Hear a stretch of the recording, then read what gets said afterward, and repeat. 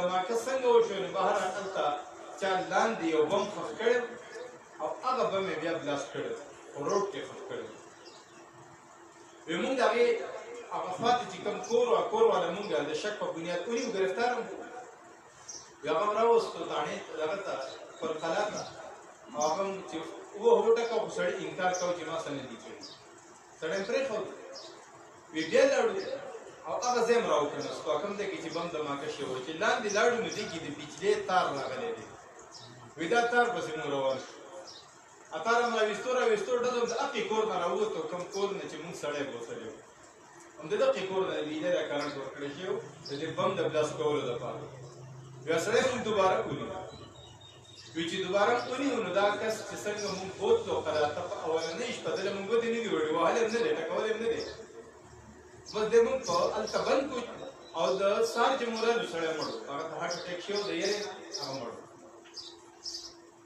اوس د ده دې خبرې پریشانه کړې نه چې د ده په دې مرګ کې خو به مونږ حصهدار نه یو مونږ خو وهلی نه دی نه زمونږ په والو منډی نه زمونږ په ټکولو منډی مونږ ټرچر کړی نه دی بس هلته نه م راوستو او بند هم کړو چې زه سبا به ورسره بیا خبرې کوو خو دی د یېرې نه منډ دی اوس د ده د دې مرګ د دې قتل خو ما نه تپوس نه کېږي زه چېرته قاتل خو نه یم د دې زه په افسر هم نه ده عزتمندو دا هغه افسر وایي چې د دنیا خلک یې به سکاپورټ کې میشته دی چا دې تپوس نه دی کړی نه دي چا تپوس کولی شو کولی شو چې چا تپوس دي دا ټول حکومتونه په بل مخواړې څوک دې تپوس کوي هېڅوک دې تپوس نه شي کولی زمونږ د ملک چې 80% بجټ یې وکړو د چاپداره دې تپوس نه شي کولی چې چا دې د تپوس خبره وکړه هغې له مخکې سره د حکومت نه لرې کړو د ملک نه ویست کړو هغه کس تپوس کوي دا تپوس دی ولې کوي عزتمند د بنیادي وجه دا وه چې د کرنل الیاس صاحب کور کې کوم د هغې مور چې وه نو دا دینداره زنانه وه عالمه وه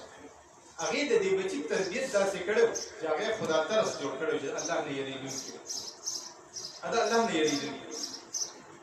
اوس که په کور کې زمونږ زنانه دینداره شوي عزتمندو د دې کور نه چې څونه بچي وځي که د ملک وزیر اعظم دی خو د یو کور د یو زنانه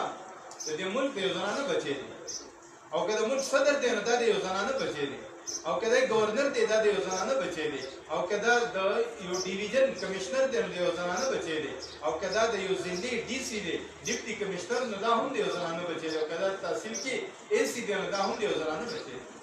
دا د وړې درجې نه والې تر د لویې پورې هر شعبه کې چې نن کوم خلک کار کوي دا ټول په ټوله دا د زنانو د تربیت نه وتي که دا ډاکټر دی د زنانه د تربیت نه وتی دی او که دا انجینیر دی د زنانه د تربیت نه وتی دی که دی استاد دی د زنانه د تربیت نه وتی دی دی د هغه تربیت نه وتي خلک دي اوس که دغه مور دینداره ده هغه مور په دین پوهه ده نو د دې بچي تربیت په داسې کوي څنګه چې د یو دین مطابق وي نو دا بچی که سبا په دفتر کې ناست دی دی به یو مسلمان افسر وي دی به یو دیندار افسر وي که دی د ملک په لویه عهده باندې دی دی به یو مسلمان افسر وي دی به دیندار افسر وي د ساوت افریقې هغه یو آزاد ملک دی سیکولر ملک دی په دغې ملک کې یو صوبه ده کیپ ټاون د دې صوبې ګورنر ابراهیم نوم و د هغه دا د یو دیندارې کورنۍ سره تعلق لرو هغوی یو د هغوی د کابینې اجلاس و په هغې کې د ګورنران هم ټول راغوښتي وو هلته یو بیل پاس کول بیل دا و چې لکه زنانه به د زنانه سره او نارینه به د نارینه سره نکاح کولی واده به کولی شي همجنس پرستۍ ولې بیل یې پاس کول دقه هلک چې دا کوم نوجوان ابراهیم زموږ هغه سره ملاقات شوی و 2008 کې یعنې هغه دینداره کس و هغه بلکل په هغه ځای باندې احتجاج وکړو انکار یې وکړو او تر دې چې هغه استعفا د خپلې عهدې نه ورکړې که تاسو دا بیل پاس کوئ نو زه د خپله عهده پرېږدم زه د خپله عهده پرېږدم په دې عهده کې زه ستاسو سره نور نه شم پاتې کېدی اوس هغه ولې انکار کولو عزتمندو په دې وجې چې د یو دیندارې کورنۍ سره تعلق لرو او که د دیندارې کورنۍ سره تعلق نه وي نو عزتمندو هغه زموږ د پاکستان د پېښور یو پښتون په اسمبلۍ کې د پېښور پښتون او د پښتنو د یو جماعت سره تعلق د یو ډلې سره هغه یو بیل پیش کړو چې موږ د دې په پاکستان کې د دې اجازت راکړي چې نارینه د نارینو سره ودونه وکړي دا څونه ګنده خبره ده دا خبره ولې وکړه په دې وجه چې د یو داسې کور کې د هغه تربیت شوی دی چې هغه کور د دین نه بېخبره هغه د دین نه بېخبره عزتمندو په افغانستان باندې امیر عبدالرحمن یو بادشاه تیر شوی دی. د امیر عبدالرحمن یو لښکر ولېږلو د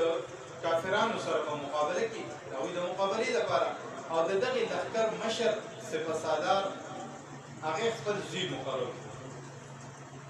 هغه چې لاړه سورلې پس هغه وخت کې خو د ټلیفونونو یا داسې د مواصلاتو نظام نه و. وایي هغوی ته اطلاع میلاو شوه چې ستا بچي شکست خوړلی دی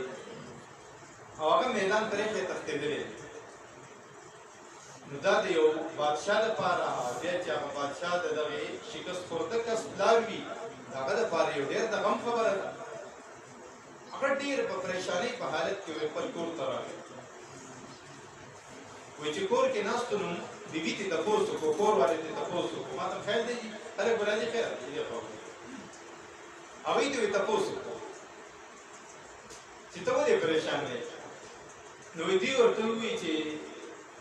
ښځې داسې کار شوی دی چې زمونږ بچي شکست هم خوړلی او د میدان نه تښتېدلی دی،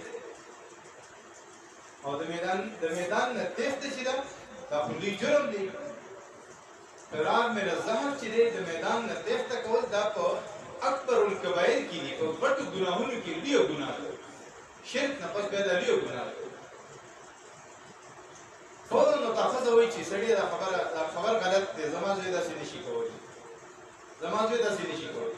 که مونږ په کور کې څوک وي چې ستا زوی موبایل کتو نو زمونږ په کور کې زنانه ویلی شي چې زما بچی موبایل نشي کتی؟ ویلی شي؟ نه. که څوک وایي چې ستا بچی هلته فلم ته ناست نو څوک ویلی شي زنانه چې نه زما بچی داسې نشي کولی؟ که څوک وایي چې ستا بچي په پردي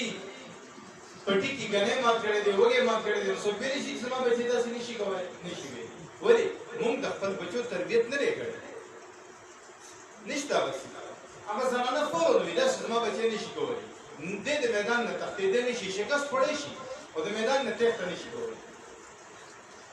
او د ده په دې خبره هغه خاوند ته تعجب وشو چې دا څه وایي. بهرحال ورځ د ورځ بیا اطلاع راغله چې هغه شکست مخالف فوج خوړلی دی او تېښته د هغوی مشر کړې ده، ستا بچي نه ده کړې، هغه تېښته نه ده کړې.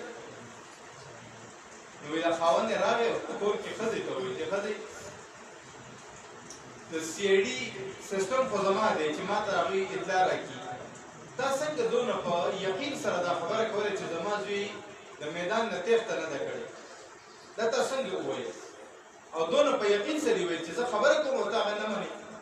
نو هغې ورته ووایي چې سړیه ما د خپل بچي چې کله الله پاک د امید پیدا شو زما د هغه وخت نه والې تر د ده